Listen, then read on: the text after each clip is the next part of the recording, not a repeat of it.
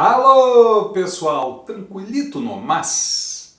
Remineralizadores é um assunto que temos que discutir. Como todos sabem, o canal Adubos e Adubações é baseado em fatos científicos. Devido a isso, convido a todos a assistirem um debate sobre o tema entre pesquisadores, o Dr. Vinícius Benites da Embrapa, professor Vite Desalc e professor Hamilton, da Universidade Federal de Uberlândia. Neste debate foram discutidas todas as possibilidades de uso e em qual estágio estamos com a nossa ciência relativo a esse assunto. Na minha opinião, fica claro nesse debate que faltam dados de pesquisa para que nós tenhamos uma recomendação de adubação através de remineralizadores que nos dê segurança de sua qualidade. Quero fazer um agradecimento ao Gar Farming, que liberou o vídeo para que eu pudesse postar no canal. Aproveito para comunicar que na descrição do vídeo você tem um link para o canal desta empresa e para um excelente evento chamado Farming Show. Fique aqui porque vai valer a pena.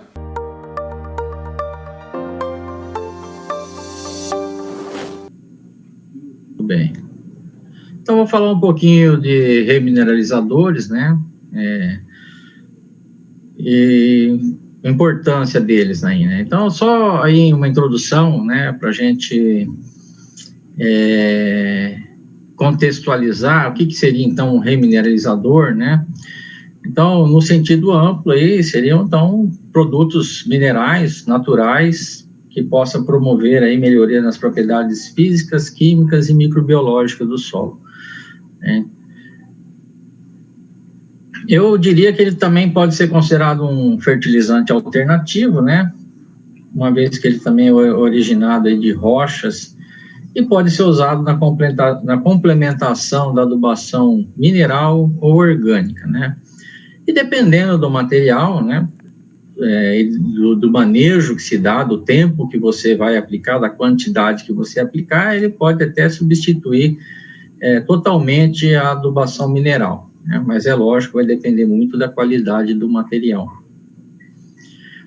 O remineralizador, hoje, então, você pode registrar ele no Ministério da Agricultura, e para ele ser registrado, ele tem que atender a alguns critérios, né? Então, um deles é que ele tenha mais que 1% de K2O, que a soma dos óxidos, potássio, cálcio e magnésio, seja maior do que 9%, e que ele está presente menos de 25% de quartos, né, que seria o que ele chama de sílica livre, né, ou sílica pura. O quartzo seria aí a forma mais insolúvel de silício presente na natureza, né?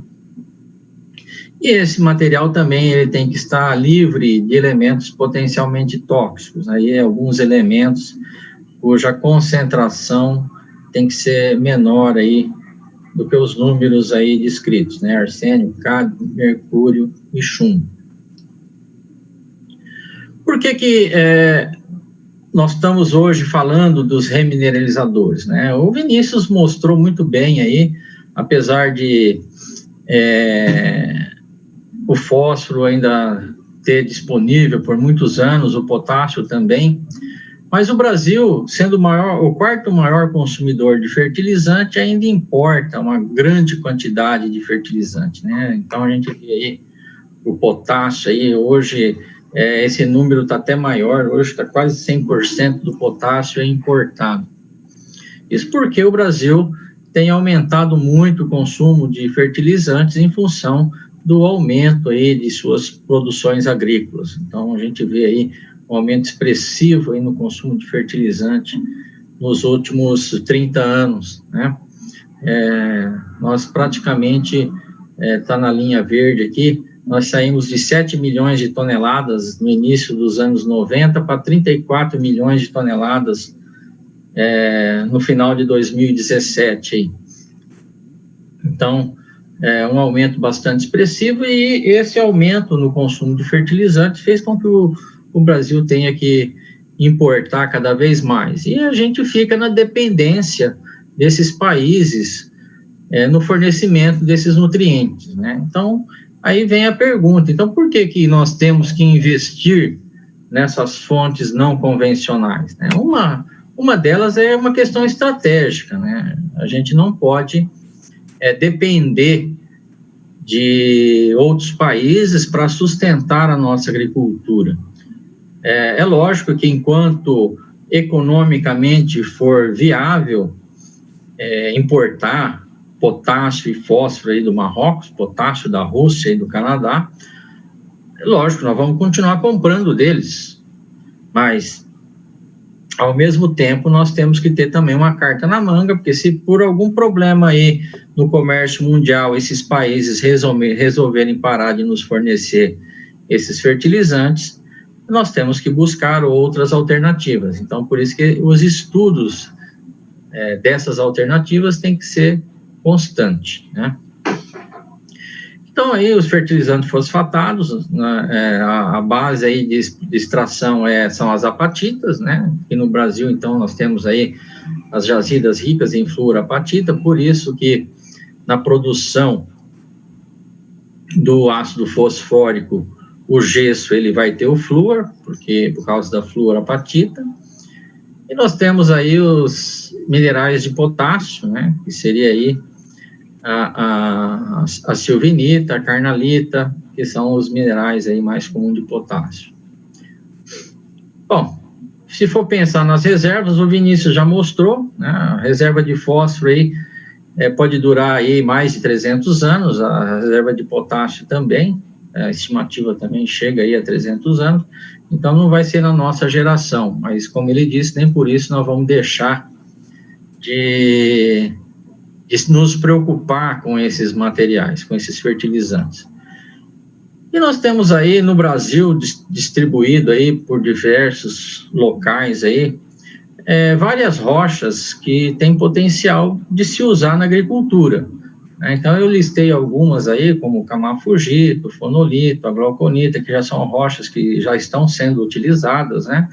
Muscovita, o cianito nifelino, o feldespatos e as biotitas, que são rochas aí que têm na sua composição minerais, principalmente fósforo e potássio, que são interessantes aí. A maioria delas é mais rica em potássio do que fósforo, né? E o potássio é o elemento que nós somos mais dependentes no mercado externo para importação. Quais são as vantagens de se usar, então, os remineralizadores, né? As vantagens é que nós temos aí ocorrência em todo o território nacional. Eu estive participando recentemente de um pessoal que trabalha nessa área de geologia, e é impressionante a quantidade de rochas com potenciais de uso na agricultura, né? Basta a gente testar elas, fazer trabalho de pesquisa e mostrar a sua viabilidade, porque nós temos que fazer isso, né, antes de sair aplicando qualquer coisa, né? Muitas delas estão na superfície do solo, então o custo de exploração é muito baixo. Tem fontes de fósforo e potássio, só que a liberação é lenta, né, mas tem efeito residual. Não apresenta problemas de salinidade ou fitotoxicidades. Também pode apresentar efeitos corretivos. Muitas dessas rochas têm, às vezes, em quantidades não muito grandes, mas elas apresentam, geralmente, na sua composição, carbonatos de cálcio e magnésio. Então, também elas podem ajudar na correção da acidez. Elas melhoram as características químicas, físicas e biológicas do solo. Isso aí essa área biológica é uma coisa que está crescendo muito também, os estudos nessa área. E alguns trabalhos mostram que quando usamos essas rochas, aumenta a atividade biológica do solo, melhora a microbiota do solo. Isso aí é muito interessante, e alguns trabalhos também têm mostrado que geralmente solos melhor equilibrados na sua microbiologia são solos com potencial produtivos maiores. é pouco lixiviada, então as perdas por lixiviação é muito pequena. Você pode ter perdas por erosão, né? Então, num solo aí que não é muito bem manejado, como esses materiais são aplicados superficialmente, você pode perder por erosão, mas se for um solo bem manejado, as perdas podem ser muito pequenas. E além do fósforo e potássio, apresenta outros nutrientes na sua composição. Muitas rochas têm também micronutrientes.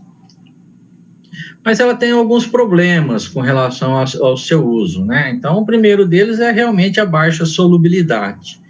Essas rochas, a maioria delas tem estrutura cristalina, e quanto maior a estrutura cristalina do mineral presente na rocha, menor vai ser a solubilidade. Essa é uma das diferenças também, que pode-se dizer da solubilidade do fósforo-gesso e do gesso natural, né, da gipsita, né? A gipsita, por ela ser natural, normalmente o arranjo estrutural do sulfato, ele começa a mostrar um arranjo mais cristalino, e isso diminui a sua solubilidade. Então, você tem uma baixa solubilidade em água, e isso vai fazer com que as respostas à aplicação desse material não seja tão imediata, né? Então, o agricultor tem que ter consciência que quando ele vai usar esse tipo de material, as respostas podem demorar aí 1, 2, 3 anos, às vezes, para aparecer. A estrutura não é facilmente rompida, tem baixos teores de nutriente, é lógico que isso acaba viabilizando o uso desses materiais próximos à sua fonte, porque devido ao baixo teor de nutrientes, a quantidade a ser aplicada normalmente tem que ser bastante elevada. Então, eu também não sou contra quando uma pessoa chega com um pó de rocha e fala para aplicar 200, 300 quilos por hectare. Isso aí não resolve nada. Então, geralmente, para você ter um efeito efetivo, você tem que trabalhar aí com doses acima de 2, 3, 4 toneladas por hectare. Por quê? Porque a solubilidade é baixa e a liberação vai ser muito lenta, então o agricultor tem que ter essa consciência. E quando você trabalha com doses muito elevadas, o transporte acaba pesando muito no preço, né? Então, esse trabalho tem que ser feito e viabilizado, eu acho que de forma regionalizada. E como eu trabalho muito tempo com silício, né, desde o meu doutorado lá, trabalhei com o Witt, né, o Witt foi meu orientador, trabalhei muitos anos com ele, desde a época de graduação, e eu já comecei na minha tese a trabalhar com silício, depois eu vim para Uberlândia, continuei trabalhando com o Gaspar com silício, e aparece muita fonte aqui para mim testar silício, para ver silício, porque o silício é o segundo elemento mais abundante na crosta da Terra. E a gente testava esse material para silício e não dava resultado nenhum para silício. Mas o que acontecia? Geralmente a gente observava aumentos de produtividade quando usava essa fonte. Aí eu falava, gente, isso aqui tem alguma outra coisa aqui que não é silício. Porque o silício, a planta não absorveu nada de silício, né? E aí a gente começou a trabalhar com várias rochas, né? Então aqui é um camafugito, uma rocha aqui de Minas Gerais, ali da região de Patos de Minas, né? E aqui mostrando a eficiência agronômica desse camafugito com relação ao fósforo e o potássio, né? A gente observa aqui num solo argiloso, chegando aqui em torno de 80% de eficiência agronômica. No solo arenoso, uma eficiência um pouco menor, aqui em torno de 65%. Então, uma rocha que onde não recebeu nenhum fertilizante de fósforo e potássio, mostrou aí liberação de fósforo e potássio. Aqui foi na cultura da braquiária, aqui foi um outro trabalho na cultura do arroz, com os resultados muito semelhantes, só que aqui no solo arenoso, na cultura do arroz, ele foi um pouquinho melhor do que no solo argiloso. Mas a gente vê eficiência, não é igual a um fertilizante solúvel, mas apresenta eficiência. E aqui, o foto do trabalho, aqui o primeiro vaso aí é a adubação completa com fósforo e potássio, e depois doses crescentes do remineralizador, chegando aí até 26,4 toneladas por hectare equivalente, né? É lógico, uma dose alta, mas aí a gente visava fornecer a mesma quantidade de fósforo e potássio, como eu disse, são materiais com concentrações baixas desses nutrientes. Então, para fornecer a mesma dose de fósforo e potássio de um fertilizante solúvel, você tem que trabalhar com doses elevadas, né? Então, nós chegamos aí a essa dose de 26 toneladas, onde nós conseguimos aí um desenvolvimento das plantas quase igual à aplicação do fertilizante comum. É lógico que uma dose elevada, ela não é viável economicamente, mas se for pensar a longo prazo que você vai usar esse material constantemente, com certeza ao longo do tempo você pode ter um efeito aí de melhoria das características do seu solo. Aqui mostrando o efeito da aplicação de doses crescentes de fósforo, né, até 500 quilos de fósforo, nós aplicamos um aumento do teor de fósforo acumulado pela planta de arroz e o teor de fósforo acumulado o teor de fósforo na planta de arroz, mostrando aí que a planta respondeu e absorveu o fósforo liberado aí por esse remineralizador. E aqui, já para finalizar, esse aqui é um trabalho aqui que é uma proposta, então, nossa, para ver efeito de longo prazo. Então, nós fizemos alguns trabalhos com cana-de-açúcar, né? A ideia é conduzir esse experimento até o 5º corte da cana e ver esse efeito de longo prazo, tá? E ver esse efeito de longo prazo desse fertilizante, desse pó de rocha, aí, né, o remineralizador.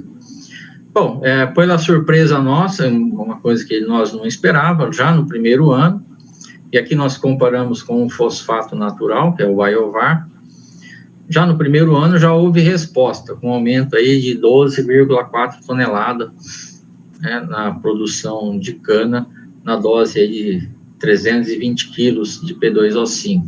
E aqui um outro experimento, né, aqui esse experimento é na usina Santo Ângelo, aqui no Triângulo Mineiro, e aqui na usina da Mata, outro experimento também, mostrando aí um aumento aí de quase 16 toneladas também já no primeiro ano. Então, nós temos várias rochas já registradas no Ministério da Agricultura como remineralizadores, né? A eficiência, lógico, é bastante variável, mas muitas dessas rochas, com certeza, têm potencial muito grande para ser usado na agricultura.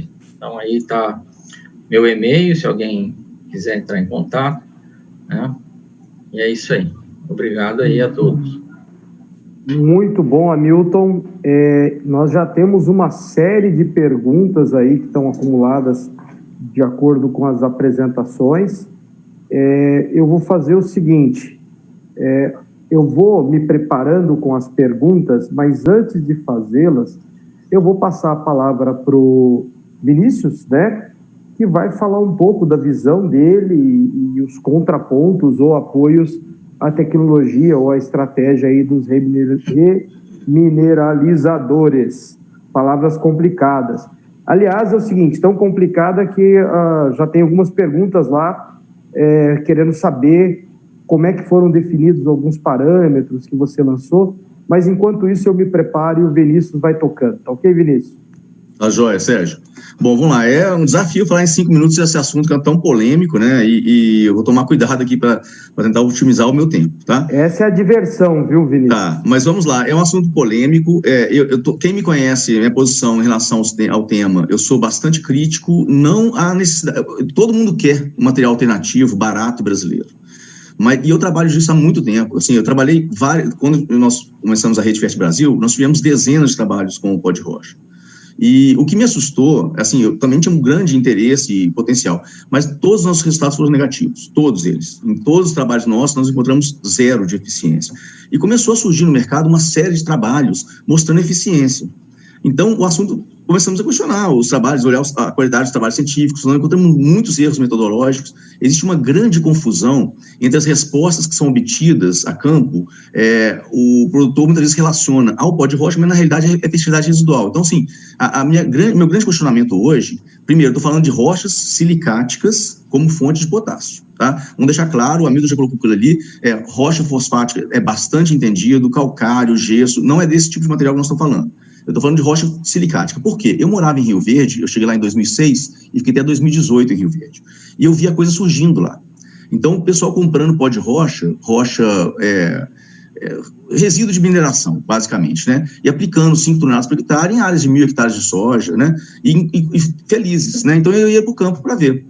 E você pegava situações assim com área com 180 ppm de potássio, antes da aplicação de pó de rocha. Né? Então, assim, 50 ppm de fósforo. Então, assim, não precisava botar rocha, botava nada, né? Então, assim, aconteceu aquilo que eu mostrei no slide, áreas com fertilidade muito alta e aceitando esse tipo de coisa. Então, nós começamos uma análise científica dos trabalhos que existiam, porque esse assunto foi muito debatido na década de 70 e 80. O Vinte deve lembrar bem disso, o Alfredo Chad Lopes, né, que nós perdemos recentemente, trabalhou bastante com isso, o professor Siqueira trabalhou com isso, e na época eles concluíram que não funcionava. Só que teve um resgate disso pós-2008, depois da crise mundial, quando teve aquela crise mundial econômica, e o potássio disparou de preço, e aí surgiu novamente essa ideia de usar o potássio, esses materiais alternativos. Dentro da Embrapa, o nosso posicionamento hoje é muito claro. Em outubro do ano passado, o nosso presidente, Celso Moretti, que inclusive vai ser palestrante aí hoje, fez uma carta em 2008 colocando que a Embrapa não defende o uso de pó de rocha, porque nós não temos dados suficientes para afirmar sobre isso. Então, nosso comum acordo foi o seguinte: vamos colocar isso na mesa, tratar de forma científica e não emocional, para poder trazer os números. Então, o que a gente tem visto na prática, e nesse momento eu estou corrigindo, nós temos um artigo da PAB que vai ser publicado, e eu estou sendo consultor vendo vários artigos. É impressionante a baixíssima qualidade técnica, metodológica dos trabalhos que chegam. Existe uma tendência muito grande de querer falar que funciona, então existem absurdos do tipo: o controle é um solo não responsivo, né? As doses de comparação da rocha com o controle, por exemplo, cloreto de potássio, são em valores absurdos. Por exemplo, o cara compara a rocha com o potássio na dose de 300 kg de K2O por hectare. Quem que usa 300 kg de K2O por hectare? Você mata a planta com 300 kg. A única dose que a rocha ganha é 300, porque a planta morre com KCl, aí a rocha dá melhor. Então, esse tipo de coisa é constante. Então, assim, são centenas de trabalhos com erros metodológicos. Então, a minha crítica hoje não é a prática em si. Nós estamos em busca de novas alternativas. O Hamilton falou um negócio muito interessante. Existe a possibilidade de ter respostas em alguns casos, assim, em grandes quantidades. Tem trabalhos mostrando aí 100, 200 toneladas por hectare funcionando. Só que existe um abismo entre o que a pesquisa científica está produzindo e o que está sendo feito na prática. Na prática, o que está sendo feito são doses de 2 a 5 toneladas por hectare. O próprio slide que o Hamilton mostrou, na dose de 200 toneladas por hectare que ele mostrou lá, não sei, 24 toneladas por hectare, a planta não está tão boa como mineral. Se vocês olharem naqueles vasos que ele mostrou, a dose de 2, 5 toneladas, que são as doses práticas hoje, a planta está mirrada, está horrível, né? Então, assim, de fato, se você usar 200 toneladas de basalto por hectare, tem um trabalho do Sul mostrando isso, você tem resultados interessantes. Só que 200 toneladas por hectare aplicado em área total lá no vaso. E lá no campo, o sujeito joga 5 toneladas por hectare do material grosseiro aplicado à lança em cobertura e não incorpora.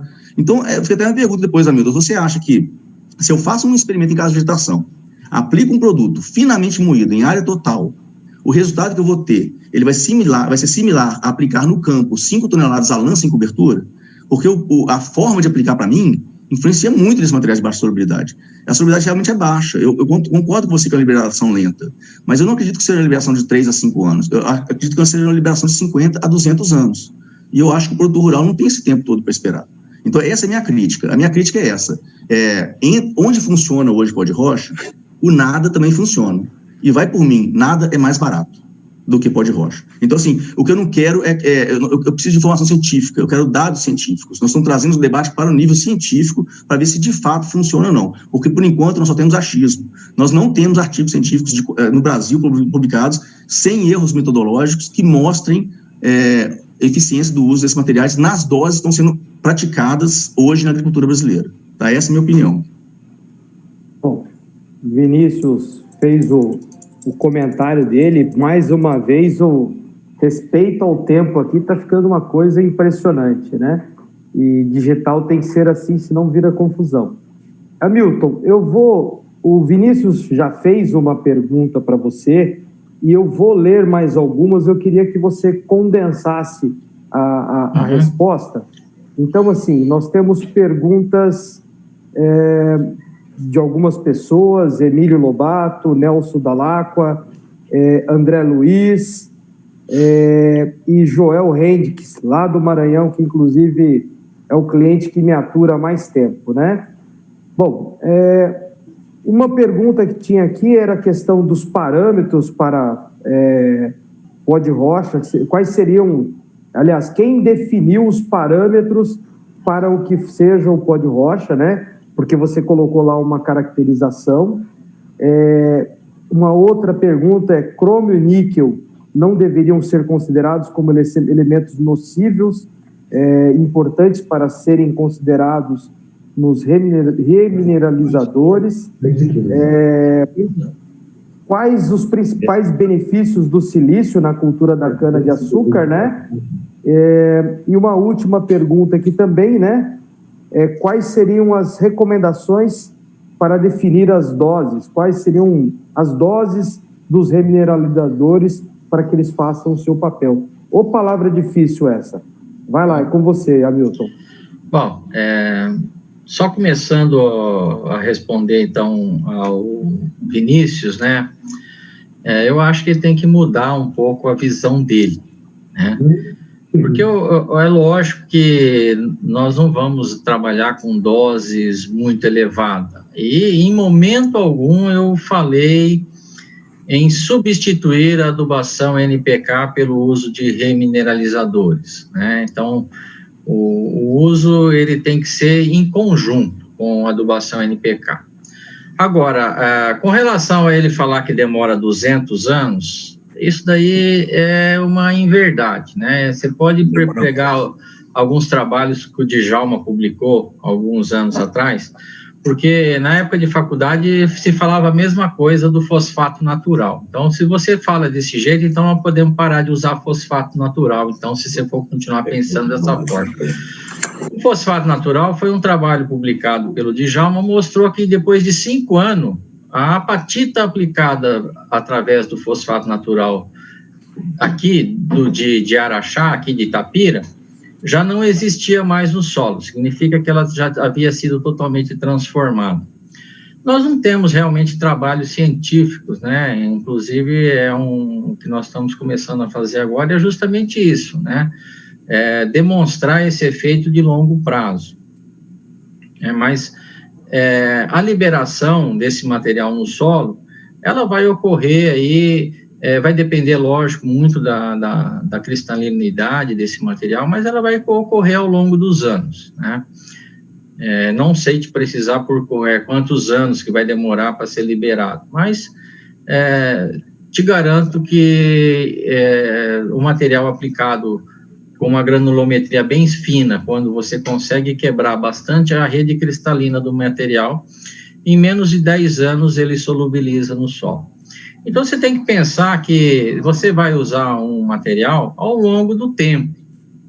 Então, é um investimento que você vai fazer no solo. E eu acabei de mostrar resultados de um material com alto potencial produtivo, que é o camafugito. Esse material aí é uma rocha que ela tem alta solubilidade. Para você ter uma ideia, ela tem 3,2% de P2O5, sendo 1,6% solúvel em ácido cítrico. É um material solúvel, né? Então, nós temos, iguais a este material, dezenas, até centenas de outros materiais com potencial de uso aí na agricultura, né? Ô, Hamilton, queria aproveitar essa sua fala agora. Tem uma das perguntas aqui que é justamente nesse sentido. Se o produtor deveria procurar materiais próximos das suas propriedades e como avaliar a viabilidade efetiva de um produto. Porque, assim, se eu entendi bem o que o Vinícius falou, o problema é que tem muita coisa que está sendo jogada aí nesse universo. Justamente. Né? A questão não está se um produto é eficiente ou não. A maneira que está sendo jogada, britas e coisa e tal. dentro do campo é o que incomoda mais a ele, incomoda muita gente. Começa por aí. O material, ele é de baixa solubilidade, então para você aumentar a solubilidade desse material, você tem que moer ele, você tem que aplicar ele de forma bastante fina, né? Então, com granulometria aí, abaixo aí de 300 mesh. Por quê? Você tem dois fatores que acontecem quando você quebra a estrutura granulométrica, né? Quando você deixa ela mais fina. Você quebra a estrutura cristalina do mineral, né? E aumenta a superfície específica. Com relação à quantidade ou a qualidade do material, a pessoa tem que ver se ela está registrada no Ministério da Agricultura. Por empresas, Vídeo, você está com o microfone aberto, Vídeo. Oi, desculpa. Você está com o microfone aberto. Uma outra pergunta, já emendando aqui. Eu posso fazer um comentário rapidamente? Até, Hamilton, pois olha só, é bom acertar isso aí. Eu concordo com você. Inclusive, a gente tem conversado muito com o Ideraldo no Ministério, que abaixo de 300 mesh, você pode funcionar. Só que hoje, na lei de remineralizador, que seja, deixar claro aqui, é a primeira vez que uma lei de fertilizantes surge do Ministério de Minas e Energia e não do Ministério da Agricultura. O Ministério da Agricultura teve que engolir a lei. A lei foi feita pelo Ministério de Minas e Energia. Logo depois, porque existiam passivos ambientais gigantescos de pedreiras no Brasil, que tinham que ser vazados depois da lei dos resíduos sólidos. Então, assim, a lei foi criada logo na sequência. Então, assim, caiu como uma luva para quem tinha esse passivo. Agora, a lei hoje, da forma que está, e o Hamilton conhece bem a lei, ela permite que remineralizadores, que é um termo também que eu discordo, esse termo é só no Brasil que existe, ele pode ser vendido na forma de farelado, de pó ou de filler. Então, farelado, se vocês olharem no Ministério o que é farelado, é peneira 0,84, é brita. Então, hoje é possível registrar no Ministério da Agricultura brita não, um pó grosseiro. E eu concordo com o Hamilton, ele está certo, abaixo de 300 mesh pode ser. Então, a gente está querendo mudar a lei para falar assim, olha, para ser registrado como remineralizador, tem que ser abaixo de 300 mesh. Aí, beleza. Aí eu começo a concordar. O que eu não concordo é que a lei está frágil ainda. E o Ideraldo é sensível a isso. Ele precisa que a gente colabore no sentido de trazer mais informações para melhorar a lei, né? Então, se você colocar abaixo de 300 mesh, todos os produtos que são registrados no mercado hoje saem do mercado, imediatamente. Nós vamos fazer o seguinte, Hamilton e Vinícius. Provavelmente nós vamos fazer daqui a alguns dias um painel de pelo menos umas 5 horas para discutir esse negócio aqui, né? Porque a questão de pó de rocha é um assunto extremamente polêmico. Eu queria só encerrar uma pergunta para o Hamilton, antes de passar a pergunta para os outros. Foi feita uma pergunta sobre a questão biológica, né? Com o uso do pó de rocha. E se, na verdade, deixa eu voltar aqui na pergunta, porque deixa eu ver como é que ela foi traçada aqui. Nelson, você fez a pergunta. Deixa eu achar você aqui na lista, porque entrou bem no meio. Existem trabalhos avaliando a vida microbiana do solo com o uso dos remineralizadores? Então, se você puder... o Hamilton caiu. Não. Eu não. Quem caiu? Okay. Ninguém caiu, só mudou de posição. Tá. A questão biológica, microbiana, por favor. Já tem trabalhos publicados, não só que fora do Brasil também, né, mostrando que o uso de pó de rocha aumenta a atividade microbiana no solo e aumenta também o teor de carbono orgânico no solo, né. Não é a minha área, né, a parte microbiológica, né, mas a gente tem observado que tem promovido essas melhorias aí na atividade microbiana, né? Isso eu não sei te precisar quanto que isso aumenta, porque justamente falta muito trabalho científico ainda, né? É uma coisa que está começando agora, e ainda deve sair algumas publicações, eu acho, nos próximos anos, porque eu sei de pelo menos uma meia dúzia de pessoas que estão trabalhando com isso, né? Só para complementar uma coisa que, com relação à fala do Vinícius, né? com as doses aplicadas, você sabe que nós tivemos que desenvolver, no caso do potássio, Vinícius, eu desenvolvi uma metodologia para analisar potássio em rocha, né? Justamente para ver solubilidade de potássio em rocha, né? Usando extrator com ácido tartárico e fluoreto de amônio, né? E você sabe que eu não publiquei ainda, é um trabalho que nós estamos finalizando, nós temos uma correlação muito boa entre a solubilidade do potássio na rocha e a liberação desse potássio no solo, né? É muito interessante isso daí. E com relação ao silício na cana, né? O silício, ele traz vários benefícios para as gramíneas, né? E aí, um dos benefícios é aumentar a resistência ao ataque de pragas e doenças, né? Além de aumentar também a capacidade fotossintética da planta. Então, esse é um dos benefícios que o silício traz para a cana-de-açúcar.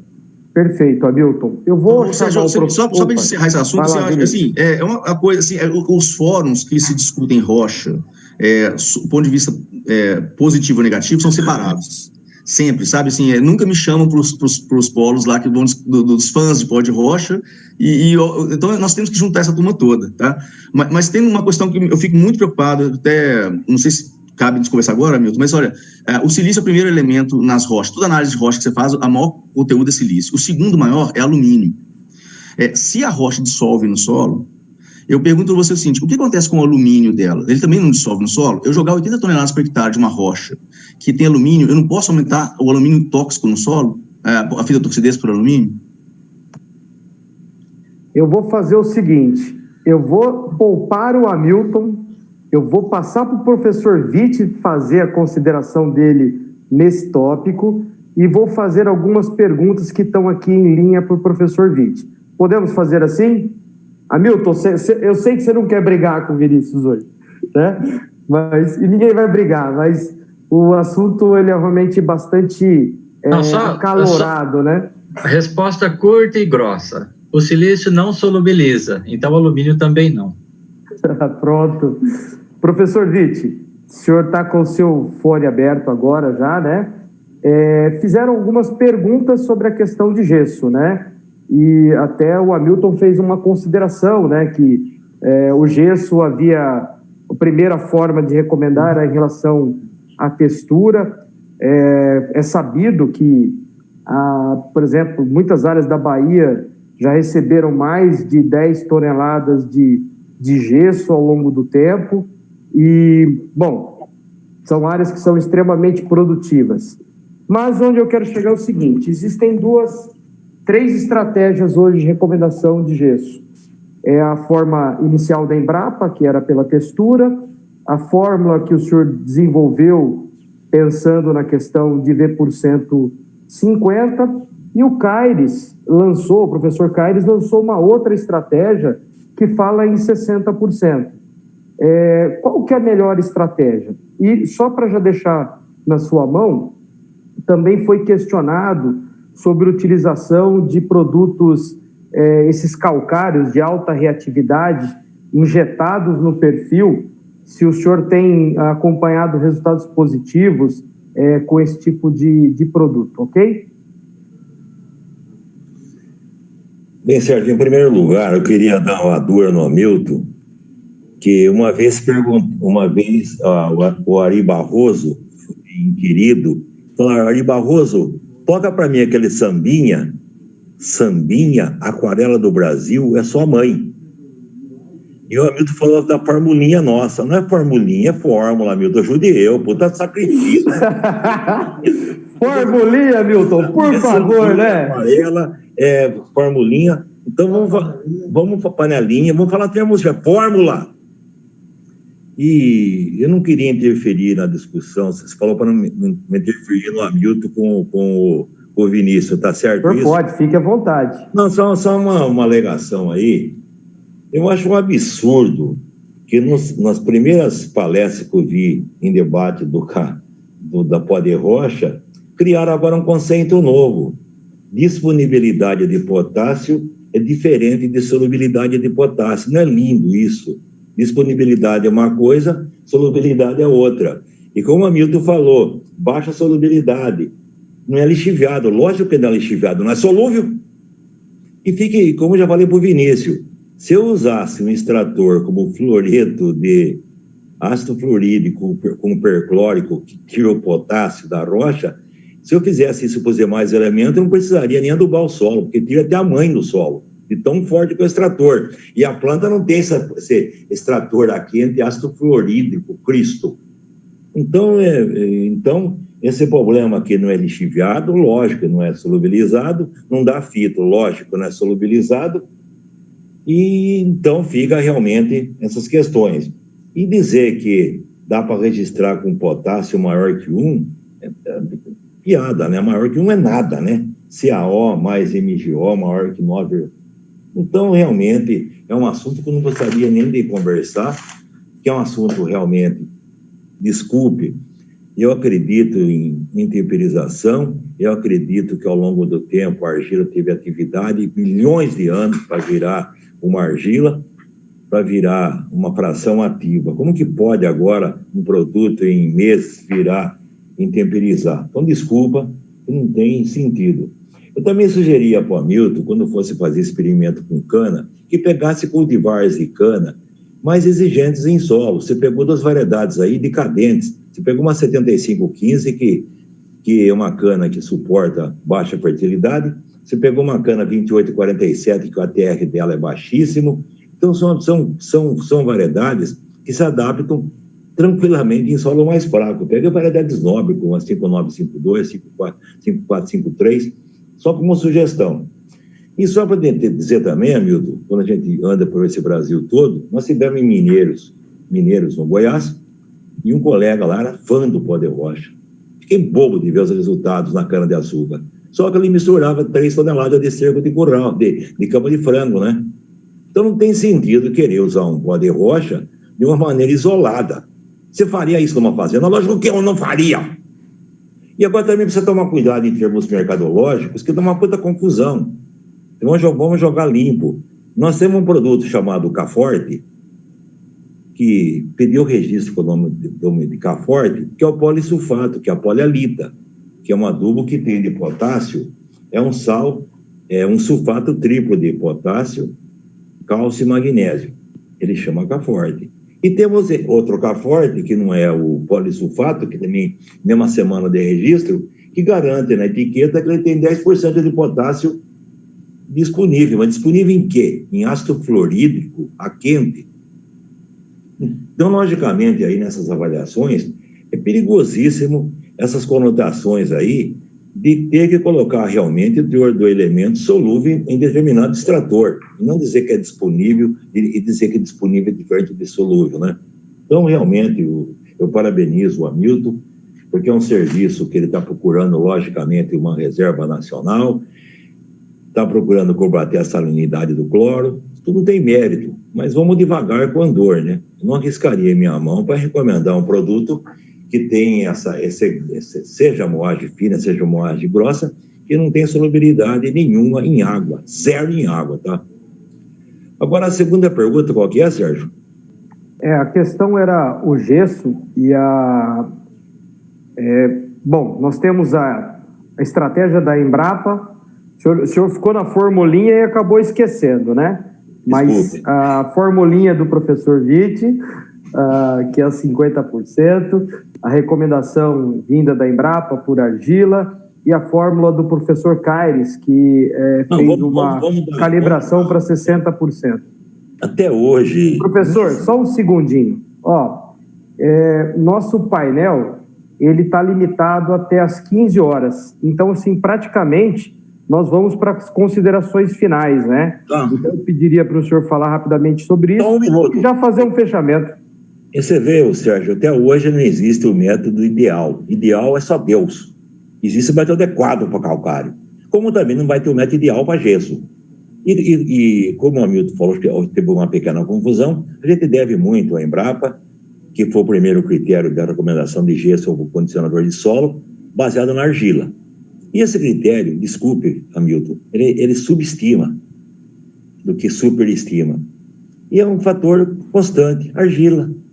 Quando se pega o critério, por exemplo, do CAIRES, ele já mudou de critério. Está usando saturação por cálcio na CTC efetiva, que cálcio que forma a vida. E está levando em conta no solo um nutriente que é o cálcio, levando em conta no solo a CTC efetiva. E o critério nosso, que não é nada mais que uma transformação de saturação por base para cálculo de gesso, está levando em conta do solo análise, que é a CTC, está levando o poder do gesso, que é 50, o gesso, uma tonelada, leva meio centimol de cálcio, 5 milimol de cálcio, que também dá doses maiores. Então, o critério nosso e do CAIRES, eles dão doses maiores de gesso, enquanto que o critério do Djalma, até certo ponto, conquistou pouco, deu uma maior segurança, para mostrar que o gesso não altera tanto o solo de um modo tão agressivo. E é bom lembrar, Sérgio, que quando se fala em lixiviação, quem é lixiviado no solo são os elementos que têm carga zero. Então, é evidente que o sulfato ligado a cálcio, negativo com positivo, carga zero. Gesso lixivia cálcio. Gesso ele também lixivia magnésio, MgSO4 carga zero. Mas a lixiviação de potássio é mínima, porque o potássio, o gesso forma carga, KSO4, não forma K2SO4, você não fabricava sulfato de potássio no solo, e tinha uma carga. Então, logicamente, que esse critério do Djalma, senhor critério, que foi o pioneiro, ele é mais tímido, que dá maior até uma limitação de dose de gesso até 3 toneladas por hectare. Mas é melhor usar o critério do Djalma do que não usar o gesso, Cristo. E outra parte, até apoiando a sua ideia, a sua hipótese, né? Aí vem o outro lado, nós estamos querendo formar perfil, né? Então, quando desce o magnésio, quando está descendo um pouco do potássio, isso é um favor que nós estamos fazendo para o enraizamento e a extração de nutrientes. É porque o potássio... Certo. Eu vou ter que realmente encerrar o painel, né? Estamos aí praticamente chegando às 3 horas da tarde. Foi muito produtivo ter trabalhado com vocês três, né? Sim. 1 minuto pro Hamilton e pro Vinícius, só para considerações finais, você encerra. 1 minuto para cada. Perfeito, é isso que eu vou pedir. Vou pedir para o professor Witt fazer o encerramento dele e rodar os demais agora, por favor. Não, rapidamente eu agradeço ao Leonardo Damasceno pela mediação e a gente vai chegar num consenso, ninguém é maior que o outro, nós somos todos iguais, nós viemos tudo da terra, para a terra vamos voltar, então ninguém sabe mais que o outro. Nós temos que ter ponderação e bom senso e jamais ser o dono da verdade e ser egoísta. E esse painel aqui, pelo que eu entendi, através do Leonardo, através do Sérgio, foi um painel de conciliação para chegar numa meta lógica, numa meta objetiva, numa meta coerente, para atender o produtor rural, que ele sim que está sendo influenciado por esse painel. Então, obrigado de coração ao Sérgio, agradeço ao Sonso, que é nosso querido Hamilton, e ao Vinícius pela contribuição, e nada pessoal, são opiniões, a gente tem jeito de falar alto, porque a gente está meio esgotado também com esse sistema de pandemia, peço desculpa, e parabéns pela empresa Farm Agro, né? Desculpe. Algar Farm. Algar Farm e a Piagro por essa oportunidade. Beijo, Vinícius, beijo, Hamilton, beijo, Sérgio. Obrigado, professor. Vinícius, primeiro, deixa o Hamilton fechar dessa vez. Áudio, por favor. Áudio. Bom, a primeira questão nada pessoal, conheço o Hamilton há muito tempo de conversa. A questão toda aqui é o debate científico, né? Eu acho que a gente eu sou um cientista, todos nós que somos, o linguajar tem que ser no nível científico e pena que o momento aqui não permite a gente abrir as coisas e conversar nesse nível. Obviamente vai ter outro momento, né, para a gente conversar com mais calma. Eu acho que a nossa responsabilidade como pesquisadores trazer a verdade, porque o produtor rural muitas vezes acredita na gente. Então, se a gente fala que tal coisa funciona, ele já compra a ideia. Então, a importância da gente colocar para o produtor rural aquela coisa que é definitivamente comprovada com evidência científica, sabe? Eu levo isso na minha vida, eu acho que conquistei muitos amigos sendo assim, respeito de algumas pessoas, mas 10 segundinhos só pelo seguinte, eu nunca tive a oportunidade de parabenizar publicamente Witt, pela pessoa que você é, sabe, assim, não só o pesquisador Witt, que eu tive o prazer de conhecer, mas também a pessoa Witt, todo mundo já foi aluno dele, a importância que o Witt teve hoje no Brasil, na formação de pessoas. Eu conheço um exército de fãs do VIT, pessoas que estão aí hoje trabalhando nessa área, e homenagem boa, né, VIT? É homenagem em vida, porque homenagem póstuma, eu tive o desprazer de não ter tido tempo de conversar com o Alfredo Chade Lopes, antes dele ir esse ano, né, gostaria muito de falado, mas eu queria aproveitar o momento aqui então para colocar em público a minha admiração que eu tenho por esse ser humano, que é o Godofredo César Witt, tá? Que se tornou, ao longo do tempo, um grande amigo. Obrigado.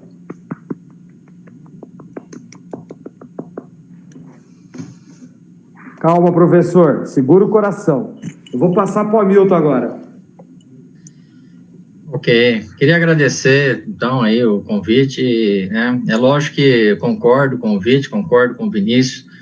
Nós estamos aqui num ambiente de discussão, ninguém é dono da verdade, né? E, assim, o que falta para nós ainda é mais pesquisa, né? Então, a gente tem que continuar trabalhando e pesquisando, né?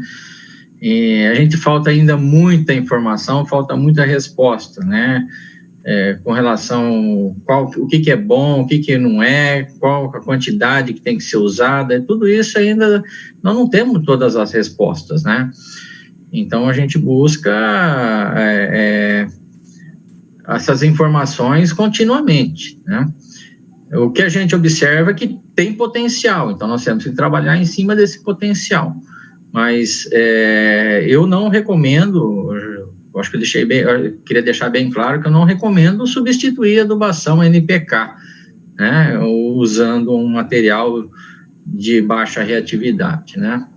Agradecer, então, aí também o Vinícius, o Witt aí, a gente conviveu junto muito tempo, né, então eu faço as palavras dos Vinícius a minha também, né. E agradecer aí a Algar Farming aí pelo convite. Perfeito. Bom, professor Witt quer falar mais alguma coisa? Eu estou vendo aqui que o senhor está meio abalado. Eu estou com o meu coração aqui partido por conta do meu amigo Vinícius, né? Não sei nem se eu consigo concluir. Mas, assim, eu queria agradecer aos três pela disponibilidade e ao convite que foi feito. Eu gostaria de agradecer a Algar pela oportunidade. Eu presto assessoria para a Algar já há 6 anos. Nós viemos fazendo um trabalho todo com fertilidade e usando esses conceitos que nós discutimos aqui, com base em ciência, com base em conhecimento. Queria aproveitar a oportunidade e também agradecer ao professor Witt, que para mim é uma escola de vida. Tive várias oportunidades de trabalhar junto com ele e eu sou um profissional melhor porque eu tenho esse relacionamento com ele. Muito obrigado a todos, desejo aí uma boa tarde para quem nos acompanhou e vamos ver se esse Algar abre outras oportunidades para a gente esticar o debate, porque eu acredito que ele foi bastante útil. Muito obrigado, beijo no coração, professor.